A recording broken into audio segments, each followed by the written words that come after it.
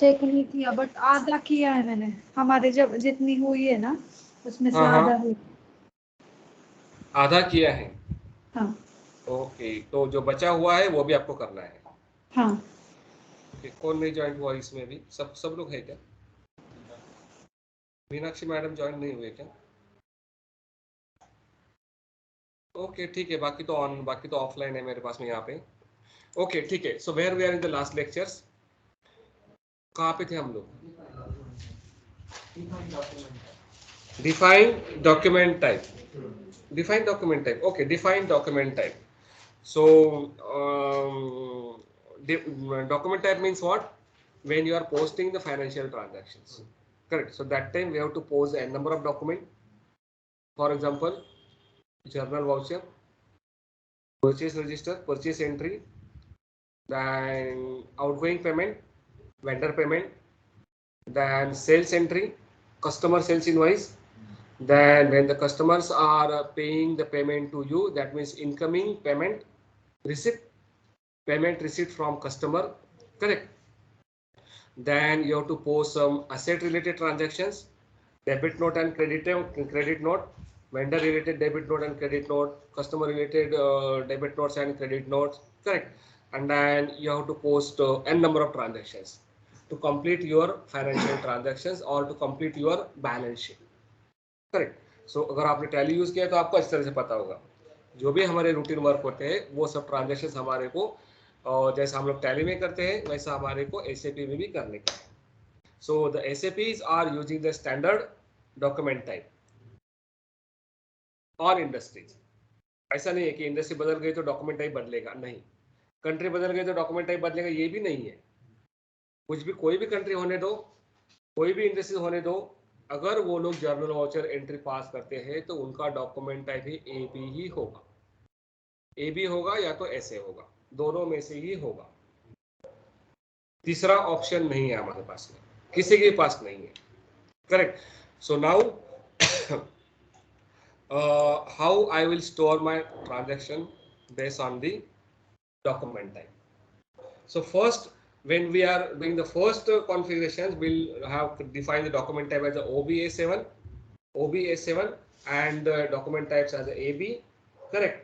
And under the AB, I can post asset related transactions, vendor related transactions, GL related transactions, all type of transactions I can post, right. Then the next next configuration will be, you can write down as a define field status variant. Define field status variant. Kanchana madam, can you confirm my screens are visible?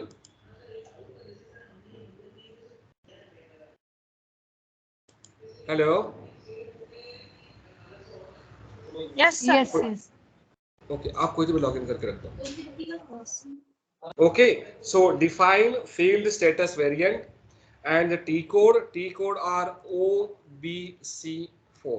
T code are OBC4. And you can write down the path as a SPRO,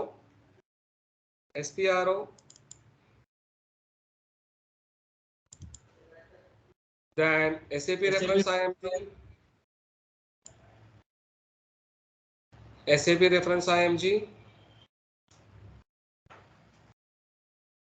then financial accounting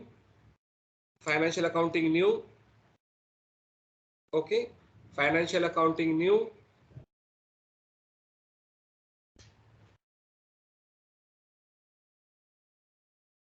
then financial accounting global setting news,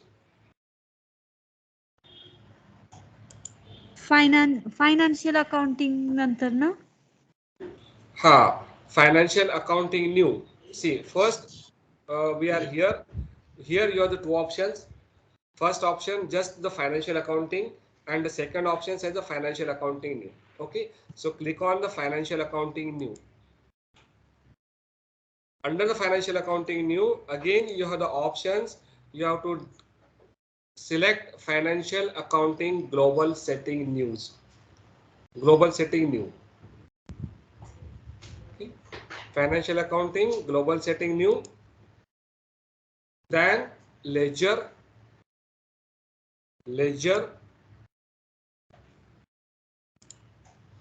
then under the ledger, fields, fields, fields,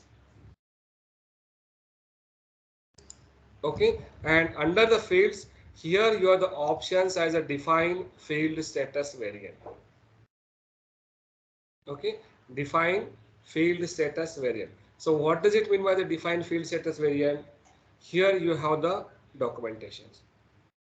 Here you have the documentations. Okay, the field status variants means what? What you can do in this activity?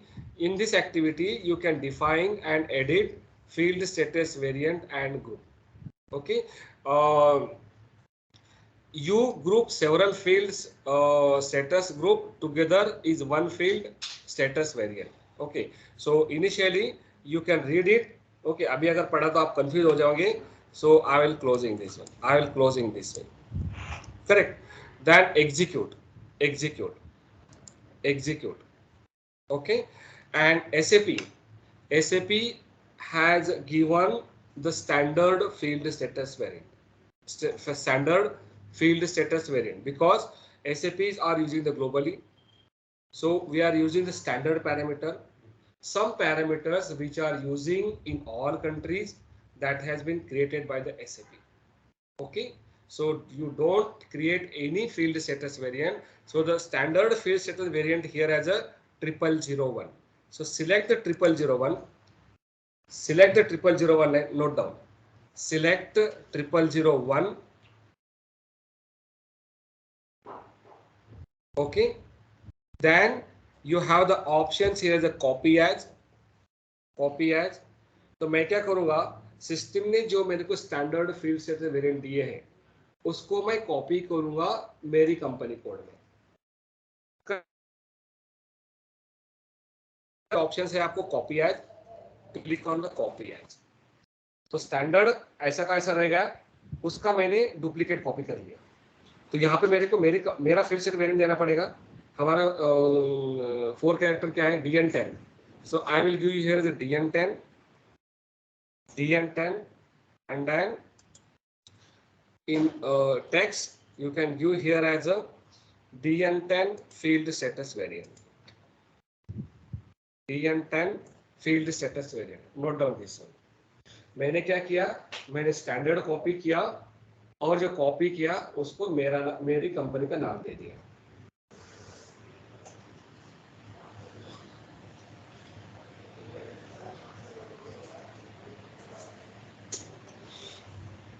Field status variant will be DN10 and the field status name will be DN10 field status variant. बताता हूँ आपको, आप लिख लो, मैं आपको बताता हूँ क्या होता है. तो okay, then enter. Okay, once you enter, my system asking me something. Say entry 1 of the entries to be copied as a dependent entries, copy all, only copy entry, or cancel. So I want to copy all the parameters, standard parameters, which has been provided by the SAP as it is to my company code. Correct. So for that, I will click on the copy all. So click on the copy all options. Click on the copy all options. Click on copy all.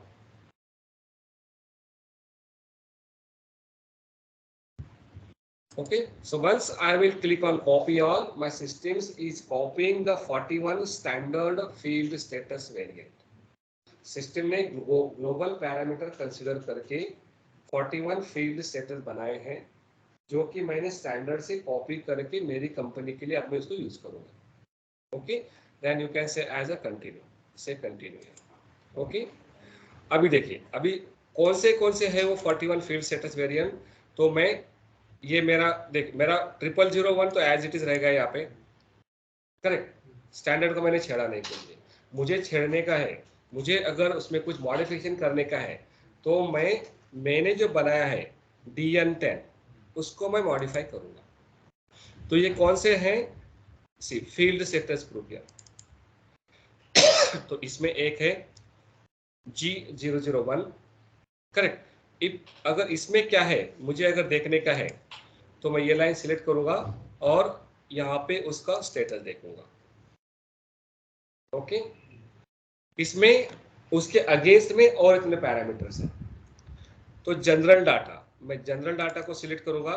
General data में मैं जब कोई भी entry करूंगा तो मेरे को कौन सा फील्ड ये मैंडेटरी रखना है, कौन सा फील्ड मेरे को सप्रेस करना है, कौन सा फील्ड मेरे को ऑप्शंस में रखने का है। क्योंकि हम लोग कोई भी फॉर्म भरते हैं तो उसमें हम लोग 100% इंफॉर्मेशन भरते हैं क्या?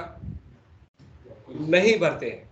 कुछ फील्ड्स ऐसे होते हैं कि जो मैंडेटरी होते हैं, कुछ फील्ड्स ऐसे होते हैं कि जो ऑप्शनल होते हैं, कुछ फील्ड्स ऐसे होते हैं कि जो आपको नेसेसरी होते हैं। Suppress means hide.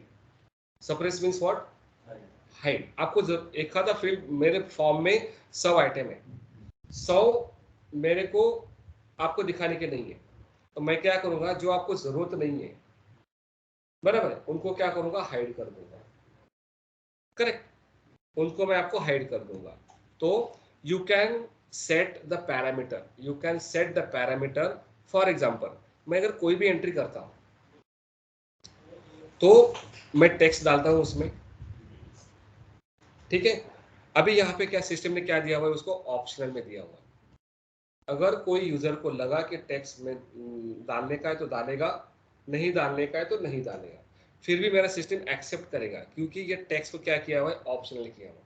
यही अगर मैं इसको अगर रिक्वायर्ड कर दूंगा तो क्या करेगा सिस्टम, जब तक के आप टेक्स्ट में डालोगे नहीं तब तक के सिस्टम नेक्स्ट स्क्रीन को जाएगा नहीं। Required means what? Mandatory, mandatory. और इसी को अगर मैंने सप्रेस कर दिया तो क्या होगा, वो आपको दिखेगा ही नहीं, तो आप उसमें कुछ डाल ही नहीं पाओगे। Correct. So like this, the SAP are provided the standard field status variant considering the global requirement. तो जनरल डाटा में आप सेट कर सकते हैं। चलो मेरे को इनवॉइस रेफरेंस नंबर, अब यहाँ पे मैं इसको रिक्वायर्ड, जो स्टैंडर्ड जो है इसको ऑप्शनल में रखा है, मैं इसको चेंज कर सकता हूँ as per my business process. मेरा मैनेजमेंट का रिक्वायरमेंट क्या है, जब भी कोई एंट्री करेगा उस टाइम पे उसे टेक्स्ट में डालने का ही डालने का। तो ये वाला मैनेजमेंट का रिक्वायरमेंट है। मैं कंसल्टेंट हूँ तो मैं क्या करूँगा, उसको क्या करूँगा, ऑप्शनल से निकाल के रिक्वायर्ड में डाल दूंगा। करेक्ट। जब हम कोई भी ऑनलाइन फॉर्म भरते हैं तो date of birth is a mandatory, बराबर है। Surname, middle name, last name is a mandatory.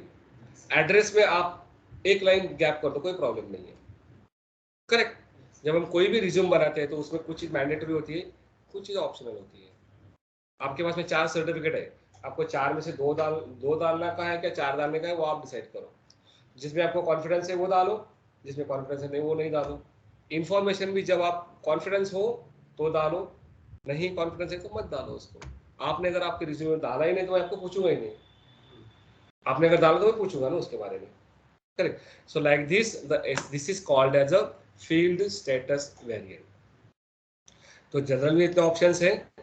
अब यहाँ से जाओ वापस एडिशनल अकाउंट असाइनमेंट में, इतने ऑप्शन है देखो, plant, everything, business area, quantity, profit centre accounting. ये जब एसएपी जब स्टैंडर्ड आता है तो स्टैंडर्ड आप इसको बाद में चेंज कर सकते हैं। मेरे बिजनेस का रिक्वायरमेंट है, एसएपी ने सब सप्रेस करके, लेकिन मैं कॉस्ट सेंटर चाहिए तो मैं क्या करूंगा, इसको सप्रेस से निकाल के उसको ऑप्शनल में तो डाल दूंगा ना, एटलीस्ट ऑप्शनल में डाल दूंगा मैं। Correct. So like this you can play with a major role in your industry as a consultant. मैं कंसल्टेंट हूँ, मैं मेरे मैनेजमेंट को क्या चाहिए वो मैं सेट करूंगा और आपको ऑपरेट करने के लिए दे दूंगा। आप एंड यूजर हो। मैंने अगर कंसल्टेंट करके टैक्स अगर मैंडेटरी किया तो आपको डालना ही डालना है, नहीं तो एंट्री नहीं तो सिस्टम आगे जाएगा ही नहीं। जाएगा नहीं तो आपको डालना ही पड़ेगा ना, कुछ ना कुछ डालना पड़ेगा आपको। आप चाहे गलत डालो या सही डालो, बराबर है। इनवाइस नंबर है वहां पे 420, आपने डाला 210, ठीक है, मैं आपको पकड़ूंगा ना। मुझे तो सब पता चलेगा। ऑडिटर किसको पकड़ेगा? कंसल्टेंट को नहीं पकड़ेगा, एंड यूजर को पकड़ेगा ना। मैंने तो वहां पे डाल दिया है, बराबर है। एंट्री किसने किया? आपने किया। तो आपने 420 की जगह पे 220 डाला ना, तो गलती किसका है? एंड यूजर का है ना। तो आपको चेंज करना पड़ेगा वो, करेक्ट। तो like this I can set my systems as per my business process. तो सेट करने के लिए मुझे कुछ ये तो ऑप्शन चाहिए ना इसमें, नहीं तो मैंने सब अगर रिक्वायर्ड कर दिया तो जरूरत नहीं है वो आप क्या डालोगे उसमें। आपके रिलेटेड कौन से पैरामीटर है वो मैं आपको सेट कर दूंगा। परचेस ऑर्डर आपके रिलेटेड है ही नहीं तो मैं आपको क्यों सेट करूंगा उसमें।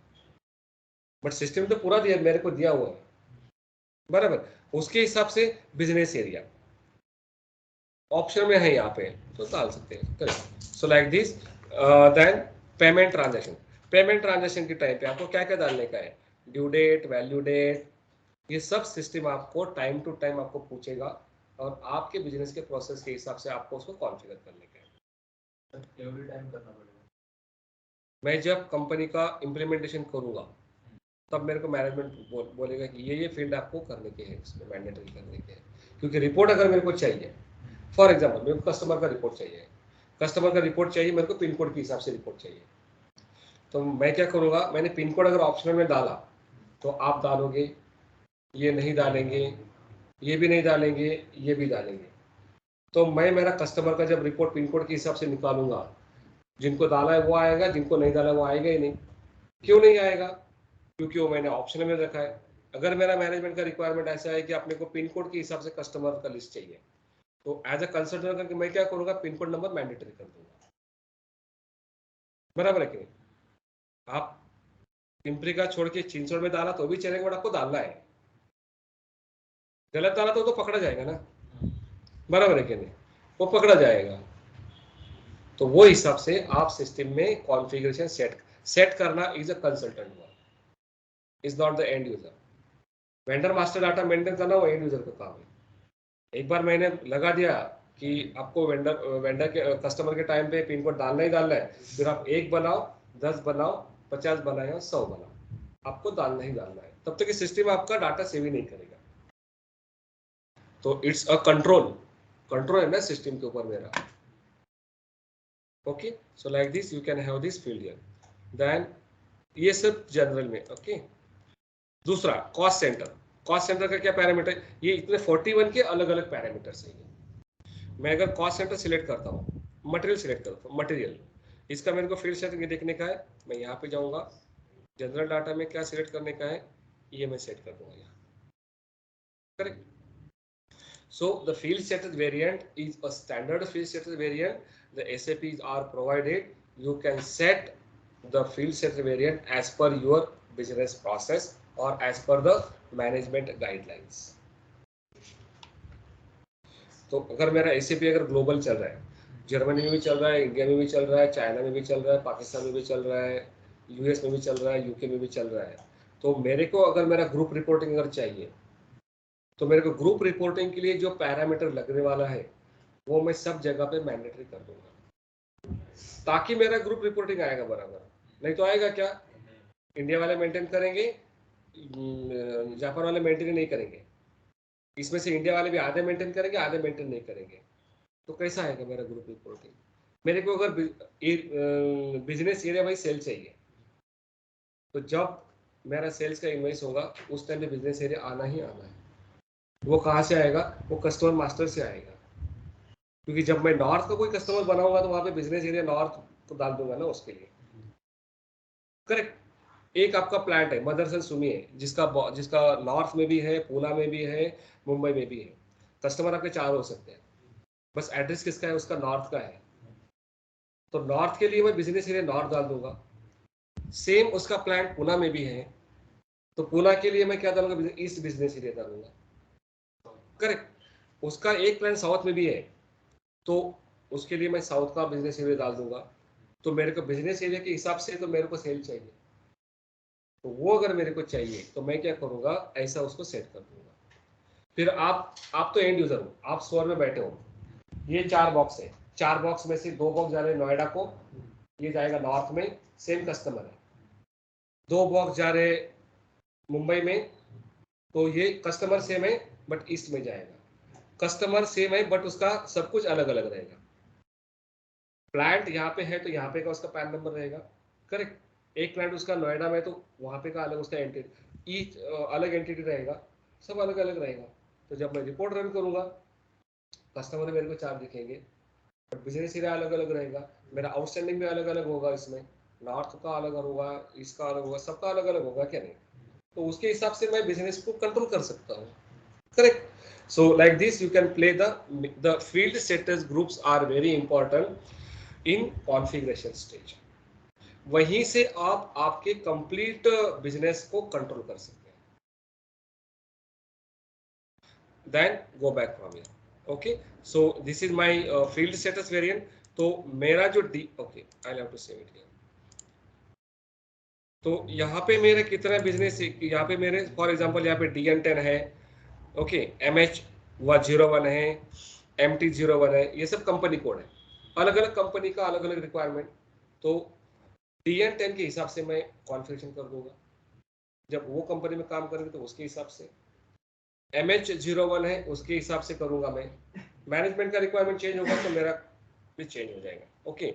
तो इस हिसाब से आप फील्ड स्टेटस वेरिएंट के साथ में मैपिंग कर सकते हैं, अंडरस्टैंड नाउ। अभी ये हो गया तो मेरे सिस्टम को कैसा पता चलेगा, जब तक कि ये फील्ड स्टेटस वेरिएंट मैं मेरी कंपनी को असाइन नहीं करूंगा तब तक सिस्टम को पता नहीं चलेगा ना क्या यूज करने का है, कौन सा फील्ड मैंडेटरी है, कौन सा फील्ड ऑप्शनल है, okay. So write down the next step, assign company code to field status variant.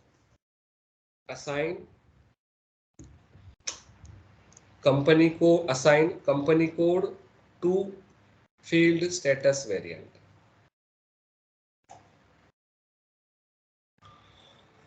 And the T code are OBC5. T code are OBC5. Path same, path you can write down same as above. Then execute,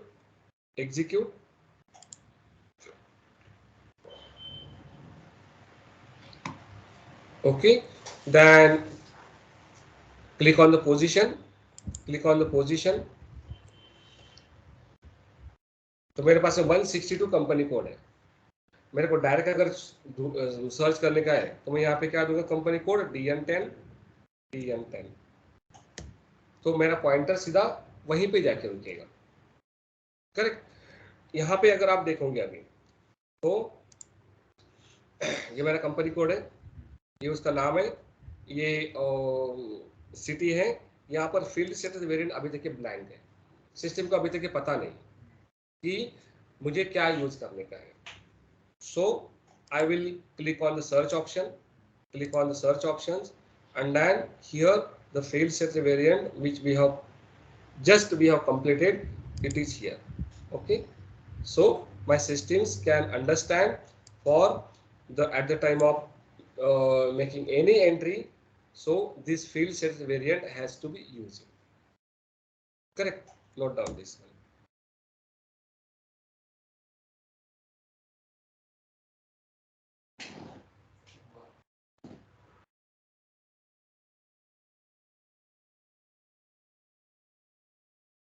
Company codes are DN10. Company names are Dynamic Milk Product Private India Private Limited.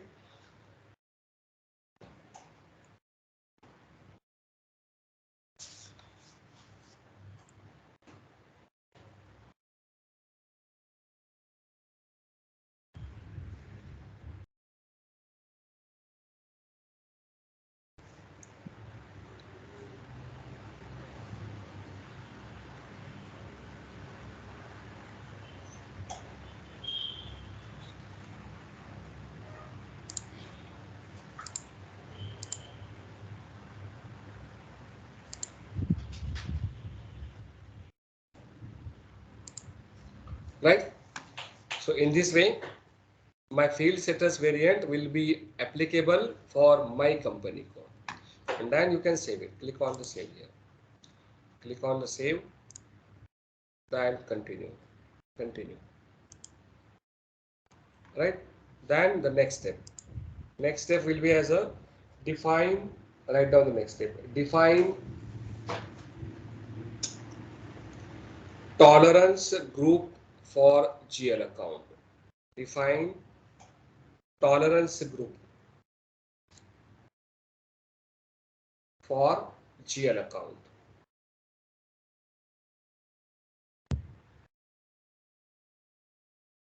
Tolerance क्या होता है, कुछ idea है? सहन करने की क्षमता. Okay, in financial terms and conditions, in financial terms. Capability. No. Something like on credit some items. एक मतलब कोई चीज हमने अपने क्रेडिट पे दे दी अगली वाली पार्टी को, लेकिन वो पेमेंट नहीं कर रहा है. बोलो, आपको पता है टॉलरेंस क्या होता है? टॉलरेंस सिंपल वर्ड है टॉलरेंस, बराबर है ना? Plus minus in terms of आपला सायन्स ला होता tolerance. So tolerance means what? Plus minus 5%, बराबर है ना? Plus minus 5%. ठीक आहे सर. टॉलरन्स हा बेसिकली यूज होतो तुमचा परचेस ऑर्डर लेवलला, पीओ लेवल पे यूज होता है. मैंने 1000 क्वांटिटी का परचेस ऑर्डर निकाला, करेक्ट, बट आते टाइम पे वो 1010 भी आ सकता है और नहीं तो फिर 990 भी आ सकता है, करेक्ट. तो मैंने अगर मेरे परचेस ऑर्डर में, मेरा स्टैंडर्ड परचेस ऑर्डर 1000 क्वांटिटी का है, मैंने अगर परचेस ऑर्डर में 10% टॉलरेंस मेंटेन किया हुआ है तो मेरा सिस्टम क्या करेगा? कितने तक की क्वांटिटी एक्सेप्ट करेगा? 10% कम दे रहा है. 10% कम रहा तो भी मेरा परचेस ऑर्डर क्लोज होगा, और 10% प्लस हुआ तो भी मेरा परचेस ऑर्डर क्लोज होगा. ओके, फॉर एग्जांपल मैंने वेंडर से 1000 का क्वांटिटी का ऑर्डर दिया हुआ है, उसने मेरे को 1010 भेजा, तो मेरा सिस्टम एक्सेप्ट करेगा. क्यों एक्सेप्ट करेगा? 10% टॉलरेंस है, यानी 1100 तक के सिस्टम मेरा क्वांटिटी एक्सेप्ट करेगा. तो ये हो गया तुमचा परचेस ऑर्डर, तो एमएम लेवल पे हो गया. ठीक है, तो टॉलरेंस आपको एमएम लेवल पे मेंटेन करना है. परचेस ऑर्डर में मेंटेन किया तो एमएम लेवल पे, तो सेम टॉलरेंस आपको फाइनेंस के लिए भी मेंटेन करना पड़ेगा. नहीं तो आप, ठीक है, आपने 1010 क्वांटिटी आया, वो एमएम वाले का काम हो गया उसमें, बट फाइनेंस के लिए आपने अगर जीएल में अगर टॉलरेंस नहीं मेंटेन किया, सिस्टम क्या करेगा? 1000 के ऊपर का क्वांटिटी एक्सेप्ट ही नहीं करेगा. तो वहां पे क्या होगा? डिफरेंस जनरेट होगा ना, डिफरेंस जनरेट होगा. तो फिर कैसा होगा? मटेरियल आया तुम्हारे के पास में 1010 क्वांटिटी का, और एंट्री करते टाइम पे आप सिर्फ 1000 क्वांटिटी का कर रहे हो, तो आपका इनवॉइस का वैल्यू और जीआर का वैल्यू ये मैच नहीं होगा. इसके लिए आपको दो जगह पे टॉलरेंस मेंटेन करने का है. एक तो परचेस ऑर्डर लेवल मेंटेन करने का है, और दूसरा आपके फाइनेंस के लिए फाइनेंस लेवल मेंटेन करने का है. तो this is called as a tolerance. Tolerance में प्लस माइनस 5%. क्वालिटी में होता है ना, मेरे को शीट चाहिए 2 mm का, स्टील का शीट है, मेरे को 2 mm का चाहिए, तो 2 mm के लिए मैं क्या करूंगा? 2% प्लस माइनस कर दूंगा. तो 1.98 आया तो मैं मटेरियल एक्सेप्ट कर लूंगा, मैंने क्वालिटी क्लियर हो जाएगा उसका. 2.02 भी आया तो भी चलेगा, बट अगर मेरे को सप्लायर ने 2.10 का भेजा तो क्वालिटी रिजेक्टेड. हम डोर बनाते हैं, व्हीकल का डोर बनाते हैं, उसका जो शीट आता है उसका कुछ mm रहता है ना, थिकनेस. तो थिकनेस अगर उसका मेरे को चाहिए 2 mm का, बट वेंडर ने मेरे को 1.5 mm का ही भेजा, तो this is not as per my quality, वहां पे रिजेक्ट हो जाएगा वो, correct. So like this you can maintain your tolerance group for GL account. The T code are OBAO. Okay, write down the T code first. OBAO. T code are OBAO. Okay, and the path are SPRO.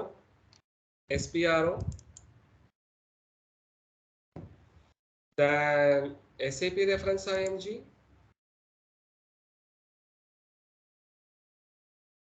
Okay. Financial accounting new. Financial accounting new.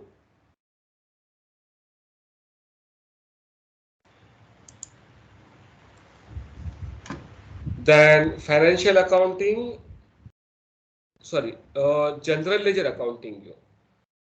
Financial accounting new, उसके बाद में general ledger accounting new. Okay, general ledger accounting new. Then business transaction. Business transaction.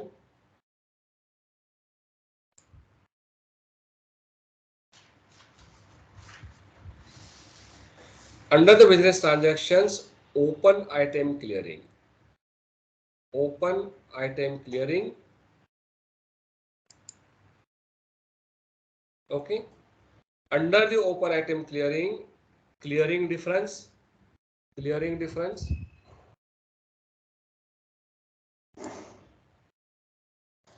and under the clearing difference, here you have the options as a defined tolerance group for GL account. Define tolerance groups for GL account.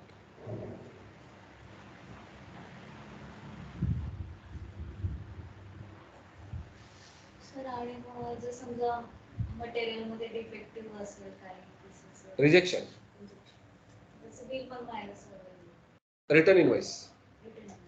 Return invoice. तर त्याची पण entry होणार. Yes.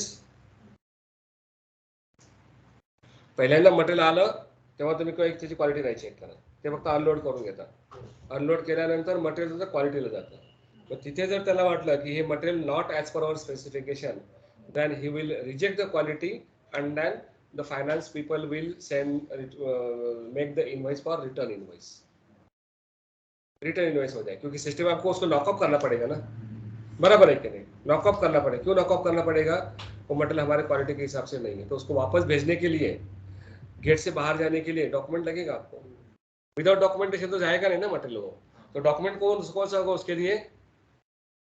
Return invoice होगा. Correct. Then execute.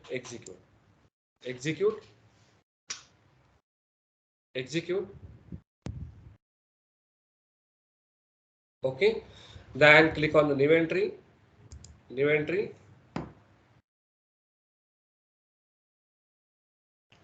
Okay, now here systems required 4 characters. As for a standard process, I will give DN10.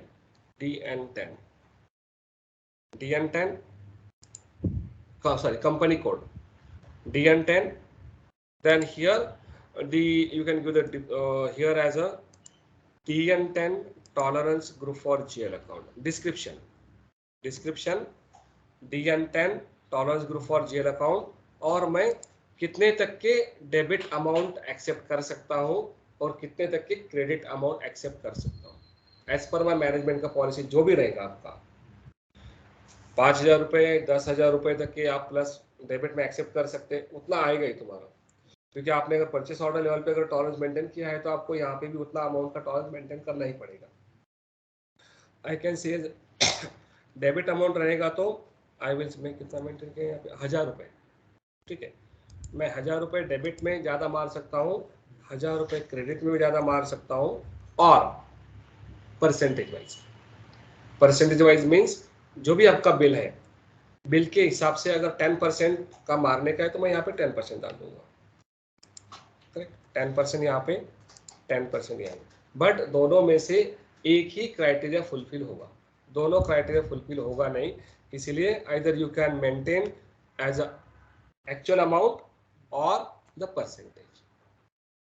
Normally real time में percentage होता है, क्योंकि 10 लाख का अगर रहेगा तो उसमें अगर आपने 1,000 का डाला तो होगा ही नहीं वो, बराबर है कि नहीं? इसलिए नॉर्मली परसेंटेज रहता है. बट हम लोग यहाँ पे अमाउंट का डाल देते हैं.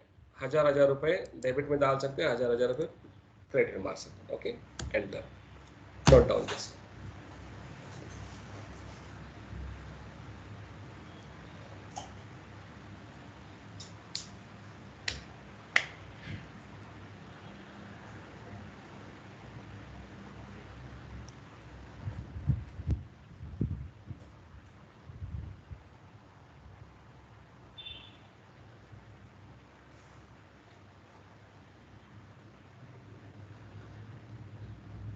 सर वो बॉक्स में सर डॉलर इंक्लूड के बाद छोटा कौन सा?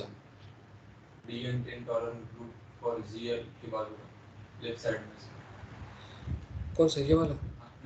DN10 10 tolerance group for उसके GL. नीचे ये यहाँ पे आपको ब्लैंक छोड़ना है, यहाँ पे आपको ब्लैंक छोड़ना है, यहाँ पे कुछ नहीं लिखना है।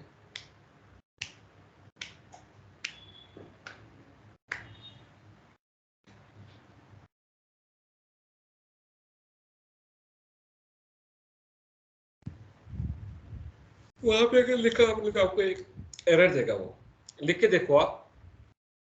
अभी नहीं देगा आपको एरर, अभी तो एक्सेप्ट कर लेगा, बट जब आप कोई एंट्री करोगे उस टाइम पे आपको एरर दिखा देगा।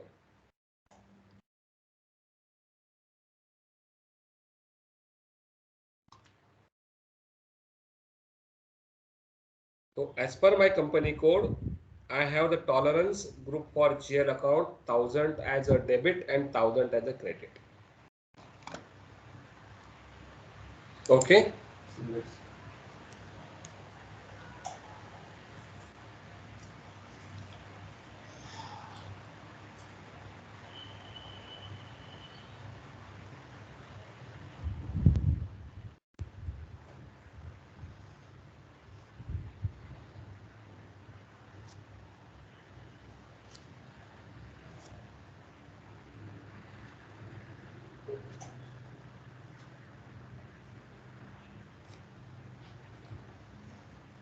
And then save it.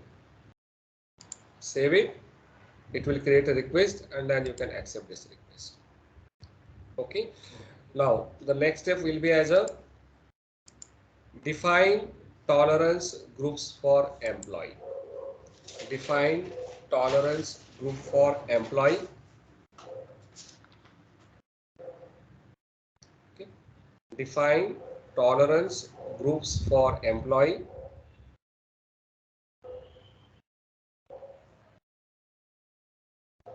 Okay, तो टॉलरेंस ग्रुप फॉर एम्प्लॉय, हर एक कंपनी में हर एक बंदे को अलग अलग अथॉरिटी होती है।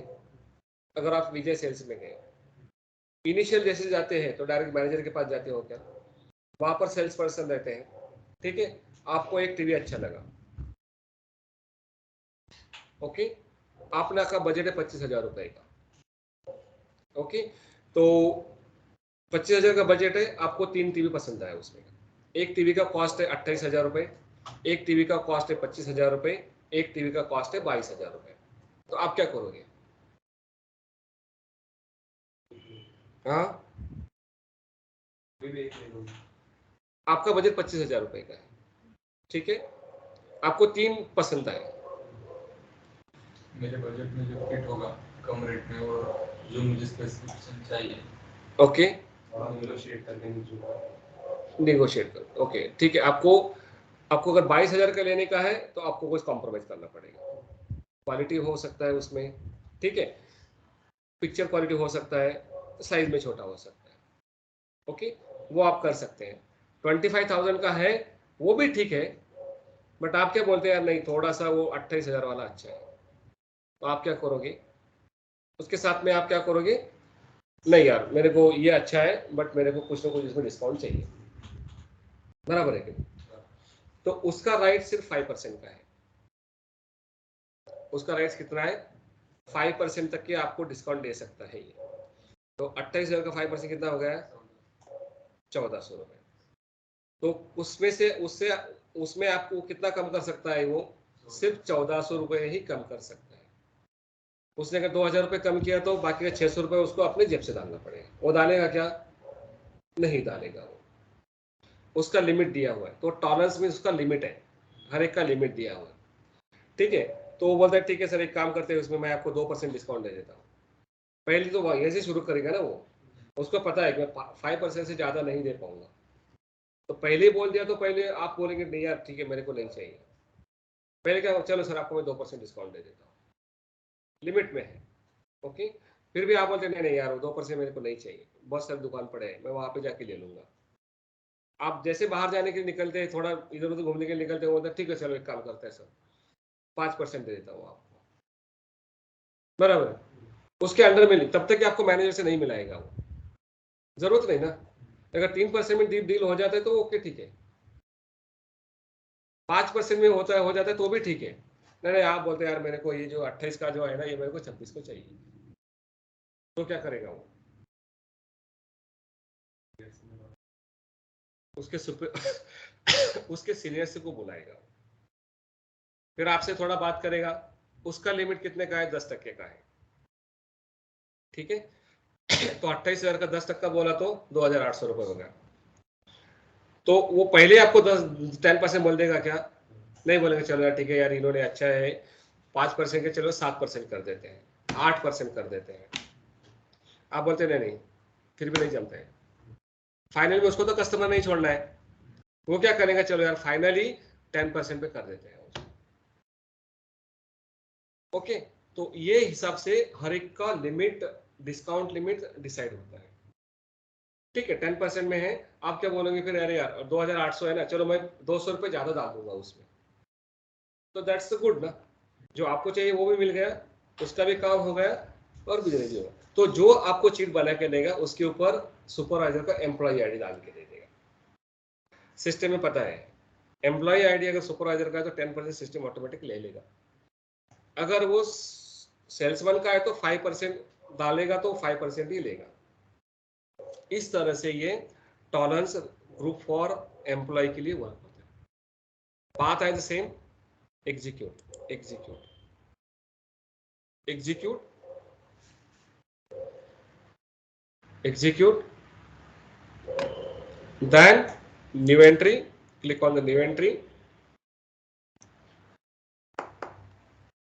ओके। यहाँ पे हमारे को कंपनी कोड देने का है DN10 okay, and upper limit for posting procedure, upper limit ज्यादा से ज्यादा कितना अमाउंट का इनवॉइस आप सिस्टम में पोस्ट कर सकते हैं। अभी तो मुझे पता नहीं,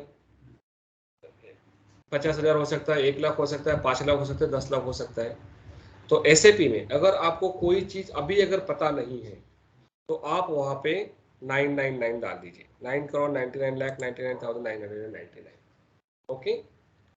और अगर मेरा इनवॉइस 9 करोड़ का होगा और एक इनवॉइस में अगर 4 आइटम हो गए, तो 4 आइटम का जो वैल्यू है उसमें से डेफिनेटली कम होगा, तो इसमें से 1 9 कम डाल दो यहाँ पे, ओके।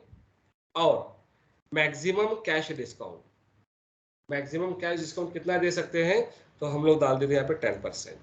उसके ऊपर कोई भी डिस्काउंट, कोई भी परसेंटेज सिस्टम अलाउड नहीं करेगा, ओके। और अगर पेमेंट में कस्टमर का और वेंडर का कुछ डिफरेंस आता है, 10 रुपए 5 राउंडिंग का डिफरेंस जो आता है, तो वो कितने तक के आपको परमिशन है। हम लोग बोलते हैं यहाँ पे 100 रुपए, 100 रुपए बोल दो या 500 रुपए बोल दो, ओके 500 रुपए। छोटा छोटा डिफरेंस जनरेट होता है ना, तो वो कितने तक के परमिशन है आपको, 500 रुपए तक के आप कोई भी वेंडर का या कस्टमर का अगर डिफरेंस जनरेट होता है तो आप उसको राइट अप कर सकते हैं। इट्स माय कंपनी पॉलिसी, उसके हिसाब से सिस्टम वर्क करेगा। Note down this. ग्रुप देखो, फाइनेंस में 4 लोग होते हैं, बराबर है। तो ग्रुप अगर फाइनेंस का बनाऊंगा तो फिर ग्रुप के लिए वो एप्लीकेबल होगा, बराबर, ग्रुप के लिए वो एप्लीकेबल होगा। फाइनेंस वाला बंदा छोड़ के कोई भी एम्प्लॉय फिर वो डिस्काउंट के वो डिस्काउंट अलाउड नहीं करेगा, करेक्ट। तो ग्रुप मीन्स एक ग्रुप, मार्केटिंग में ग्रुप होते हैं ना, कंज्यूमेबल वालों का एक ग्रुप, बराबर है, टीवी वालों का एक ग्रुप, फ्रिज वालों का एक ग्रुप, इलेक्ट्रिकल वालों का एक ग्रुप। तो ग्रुप बना के उनको डाल दो परसेंटेज, उसके बाहर वो जा ही नहीं सकते हैं। Like this you can maintain the tolerance group for employee group,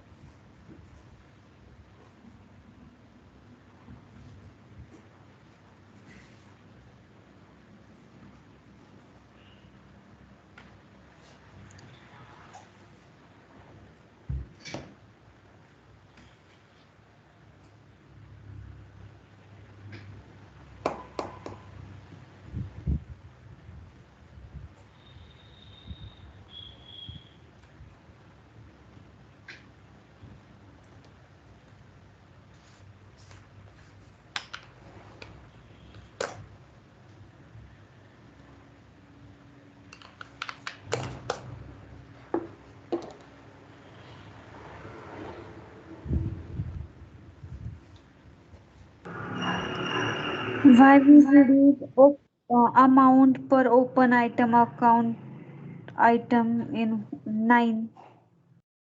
Because if your invoice value should be less than to your per line item value. देखो आपका इनवॉइस अगर 10,000 रुपए का है, हम लोग डीमार्ट में जाते हैं, करेक्ट, डीमार्ट में जाते हैं 50 आइटम लेते हैं, टोटल वैल्यू होता है 4,500 रुपए, बट जो इसमें से जो एक आइटम रहता है उसका वैल्यू 5,000 होता है क्या? नहीं होता है ना।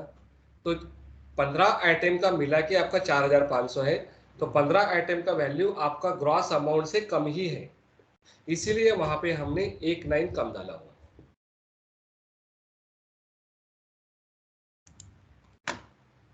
नहीं तो यहाँ पे अगर एक लाइन यहाँ पे 8 डाला और यहाँ पे 9 डाला तो इट्स वाइस वर्सा है ना, क्रॉस कनेक्शन है ना, वो ऐसा होता नहीं है ना कभी भी। इनवॉइस वैल्यू अगर 10,000 है, ओके, और बीच में एक 3 नंबर का आइटम है उसका वैल्यू 11,000 है, तो नीचे का 10,000 वैल्यू हो सकता है क्या? लॉजिकली वो नहीं है ना, लॉजिकली मैच नहीं है वो। तो लॉजिकली मैच नहीं है करके यहाँ पे हमने SAP ने ये प्रोसेस दिया हुआ है कि यहाँ पे आप एक डिजिट कम डाल दो, ठीक है। Then you can save it. Click on the save here. Click on the save. Systems create a request and then you can accept this request. Correct. So like this, you can do the configuration of your tolerance group for GL account and tolerance group for employee. Understood? कुछ doubts है? Kanchan madam? No, sir. Okay. Ruchira madam? Clear? We have to keep that group amount group section as left only, no, or blank. Yeah, you can keep the blank there. Don't put it there anything. Keep the blank there. Okay. So now up to this stage, we have done the configuration. Correct. Then tomorrow we'll split the account group which we have created. 21 account group we have created, so that we will split as per the balance sheet, and then we'll create a GL account. Okay. So this is the end of the today's lectures. Okay. Okay. Bye bye. See you and good night.